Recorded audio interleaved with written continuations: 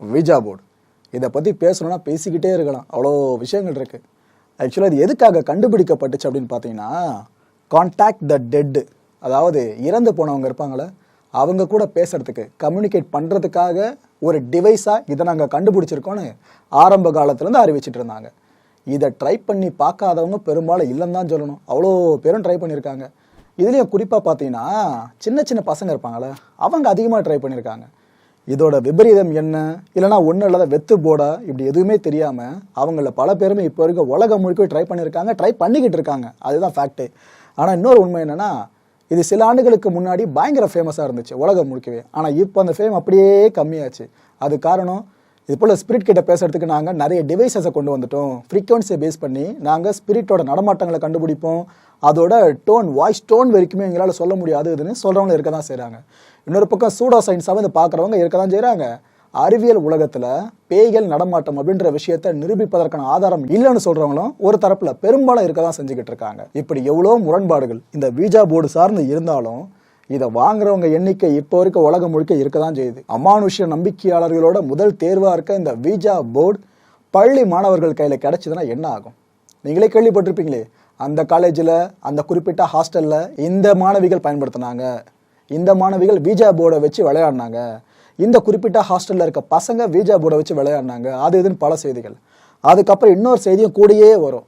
திடீர்னு பசங்களுக்கு மயக்கம் ஏற்பட்டுச்சு, மூச்சு விட முடியாமல் சிரமப்பட்டாங்க, அவங்களுக்கு என்ன பண்ணுறேன்னு தெரியாத ஒரு சூழல் ஏற்பட்டுச்சு, ரூமுக்குள்ளே அவங்கள தாண்டி வேற யாரும் இருக்கா மாதிரிலாம் யோசிக்க ஆரம்பித்தாங்க, கோயிலுக்குள்ளே அதுக்கப்புறம் சுற்ற ஆரம்பித்தாங்கன்னு இணைப்பு செய்திகளாக அது கூட சேர்ந்து வந்துக்கிட்டே இருக்கும்.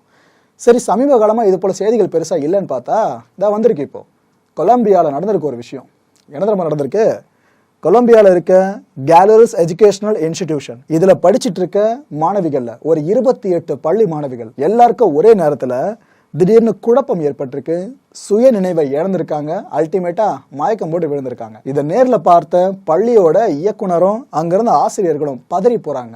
என்னாச்சு, நல்லதாக இருந்தாங்க எல்லாருமே மாணவிகள், திடீர்னு இது போல விழுறாங்கன்னு சொல்லிட்டு அவங்கள ஹாஸ்பிட்டலுக்கு தூக்கிட்டு ஓடினாங்க.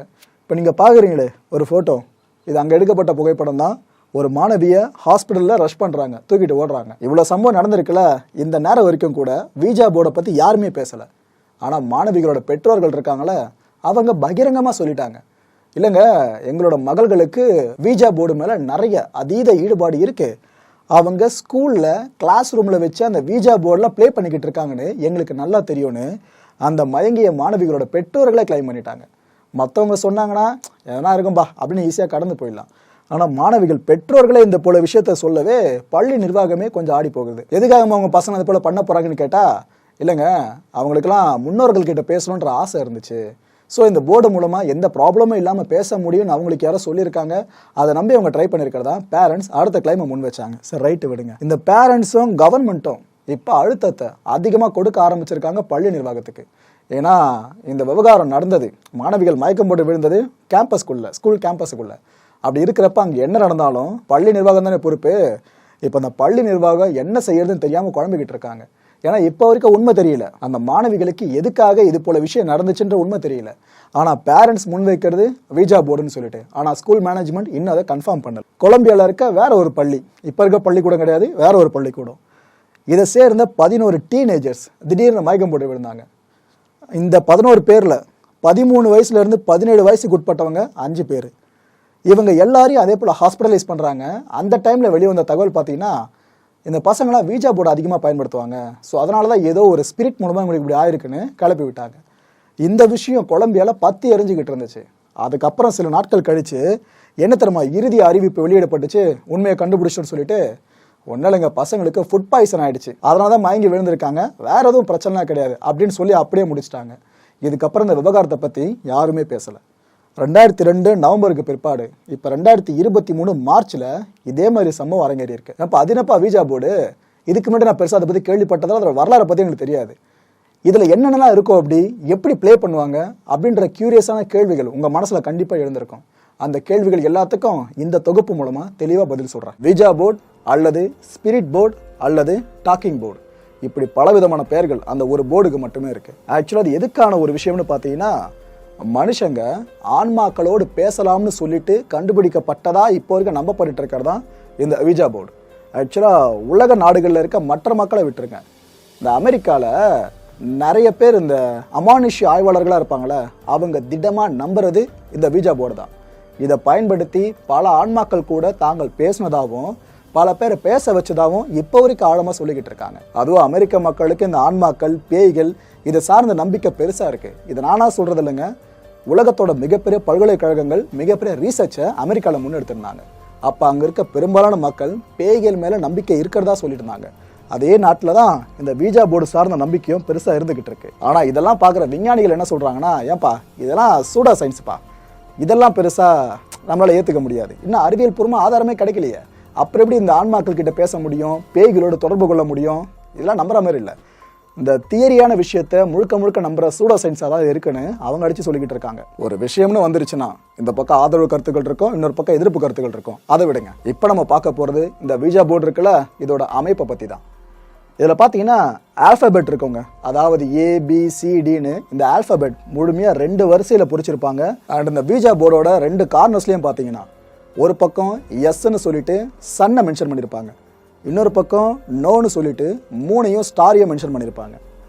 இந்த 2 விஷயங்களை பேஸ் பண்ணி தான் வீஜா போர்டில் கம்யூனிகேஷன் அப்படின்றது ப்ராப்பராக இருக்கா இல்லையான்னு நம்மளால தெரிஞ்சுக்க முடியும். அண்ட் இதே வீஜா போர்டுக்கு கீழே பார்த்தீங்கன்னா அக்கேஷ்னலாக ஒரு சில போர்ட்ஸில் மட்டும் ஹலோ அண்ட் குட் பை இந்த 2 வார்த்தை பதங்களையும் பார்க்க முடியும். இந்த ஹலோ குட் பைலாம் ஆன்மாக்கள் நம்ம கிட்ட கம்யூனிகேட் பண்ணுறப்ப பேசுகிற வார்த்தைகளாகவும் நாம் ஆன்மாக்கள் கிட்ட கம்யூனிகேட் பண்ணுறப்ப பேசுகிற வார்த்தைகளாக மட்டும்தான் எடுத்துக்க முடியுமே தவிர, இந்த ஒரு விஷயத்த பண்ணிட்டு இருக்கோம் பார்த்தீங்களா, இந்த வீஜா போர்டை சூழ்ந்து அமர்ந்துக்கிட்டு நமக்குள்ள கம்யூனிகேட் பண்ணுற வார்த்தைகளா இதை எடுத்துக்க கூடாது. இந்த வீஜா போர்டில் ஹார்ட்டே பார்த்தீங்கன்னா பிளான்ஷெட், இது இந்த வெத்தலை ஷேப்பில், அதான் ஒரு சின்ன ஹார்ட்டின் ஷேப்பில் இருக்குது பார்த்தீங்களா, இதுதான் இந்த பிளான்ஷெட் அப்படின்னு சொல்லுவாங்க. இதை வுட்டில் செய்வாங்க, பிளாஸ்டிக்லையும் செஞ்சு வச்சுருப்பாங்க. இது ஆக்சுவலாக ஒரு மூவபிள் இண்டிகேட்டருங்க. இதை வச்சு தான் கம்யூனிகேஷன் அப்படின்றது நடக்கிறதா அந்த அமானுஷ்ய ஆய்வாளர்கள் நம்புகிறாங்க. ஆக்சுவலாக என்ன பண்ணுவாங்கன்னா, அந்த அமானுஷ்ய ஆய்வாளர் இருக்கார்ல, அவர் ஒரு பக்கம் டேபிளுக்கு ஆப்போசிட்டில் இங்கே அமர்ந்துருவார், நடுவில் இந்த வீஜா போர்டை வச்சுருவாங்க. இதை சுற்றியும் பார்த்தீங்கன்னா யார் யாரெல்லாம் ஸ்பிரிட் கூட பேச முற்படுறாங்களோ அவங்கள ஃபுல்லாக அமர்த்திடுவாங்க. ஒரு 4 பேர்னு வச்சுக்கோங்களேன். உதாரணத்துக்கு இந்த 4 பேரும் அவங்களோட கையை இந்த குறிப்பிட்ட பிளான்ஷெட் இருக்குது பாருங்கள், இது மேலே வச்சுப்பாங்க. வச்சுட்டு ஸ்பிரிட் முதல்ல அங்கே இருக்கா இல்லையான்னு கன்ஃபார்ம் பண்ணுறதுக்காக ஒரு சில விஷயங்களை கேட்பாங்க, இங்கே நீங்கள் இருக்கீங்களா இல்லையா அது போல் சொல்லிட்டு. இப்படி அவங்க சொல்லிக்கிட்டு இருக்கும் போதே அவங்களோட கைகள் இருக்குல்ல, இது அப்படியே மூமெண்ட்லேயே இருந்துகிட்டு இருக்கணும்.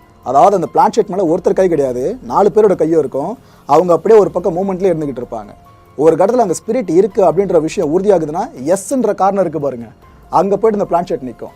அப்படி ஸ்பிரிட் அங்கே இல்லைன்ற விஷயம் உறுதியாயிடுச்சுன்னா நோவில் போய் நின்றுடும். இதில் என்ன ட்விஸ்ட்னா, அந்த 4 பேரில் ஒருத்தர் தான் இப்படி நகர்த்தி கொண்டு போகிறாங்களா, இல்லை உண்மையிலேயே இந்த எனர்ஜி மூலமாக ஆட்டோமேட்டிக்காக அந்த பிளான்ஷெட் அங்கே கொண்டு போகப்படுதா? இப்போ வரைக்கும் இதுதான் விவாதத்துக்குரிய விஷயமா இருந்துட்டு இருக்கு. நான் இது வரைக்கும் சொன்னதெல்லாமே வீஜா போர்டில் இருக்க பேசிக்கான அம்சங்கள். ஆனால் காலங்கள் மாற மாற பல பேர் என்ன பண்ணிட்டாங்க, இதே வீஜா போர்டில் நிறைய கிராஃபிக்ஸ்லாம் கொண்டு வர வச்சிட்டாங்க. அதுவும் இது வரைக்கும் நீங்கள் கேள்விப்படாத பல விஷயங்கள், முக அமைப்பு முதற்கொண்டு அந்த போர்டுக்குள்ளே கொண்டு வர வச்சுட்டாங்க. இதனால் இது மீதான நம்பகத்தன்மை அப்படின்றது இப்போ பெருசாக இல்லாமல் இருக்குது. ஆனால் அவங்கக்கிட்ட என்ன சொல்கிறாங்க, அப்டேட் ஆகிட்டு இருக்கோம், அவ்வளோதான். இப்போ இருக்கவங்களுக்கு எப்படி கம்யூனிகேட் பண்ணால் புரியுமோ அதுக்காக அது போல் ஷேப்ஸை கொண்டு வந்ததா அவங்க சொல்லிக்கிட்டு இருக்காங்க. சரி, ரைட்டு. அடுத்து உங்கள் மனசில் எழுதுகிற மிகப்பெரிய கேள்வி, ஏன்ப்பா இந்த வீஜா போர்டு அப்படின்றது எப்போ கண்டுபிடிக்கப்பட்டுச்சு, யாரால் கண்டுபிடிக்கப்பட்டுச்சு அப்படின்ற விஷயம்தான். உண்மையை சொல்லணும்னா எக்ஸாக்ட் ஆரிஜின் இப்போ வரைக்கும் தெரியாதுங்க. வீஜா போர்டை யார் கண்டுபிடிச்சாங்க, எப்படி இதை இன்வென்ட் பண்ணாங்க இப்போ வரைக்கும் தெரியாது. ஆனால் ஒரு டவுட் மட்டும் எல்லாருக்குமே இருந்துகிட்டு இருக்கு. பண்டைய சீனர்கள் இருக்காங்களே, அவங்களால கிமு 551வது வருஷத்தில் இதை அவங்க பயன்படுத்தி இருக்கலாம்னு சொல்லப்படுது. பண்டைய சீனர்கள், ஓகேவா, அங்கேருந்து அப்படியே மருவி பல நாட்டு நிலப்பரப்புகள் அப்படியே வந்து இப்போ அமெரிக்காவில் பெரிய நம்பகமான ஒரு விஷயமா ஸ்பிரிட் கம்யூனிகேஷன் டிவைஸாக இது பார்க்கப்படுறதாகவும் ஒரு கூற்று இருந்துக்கிட்டு தான் இருக்குது.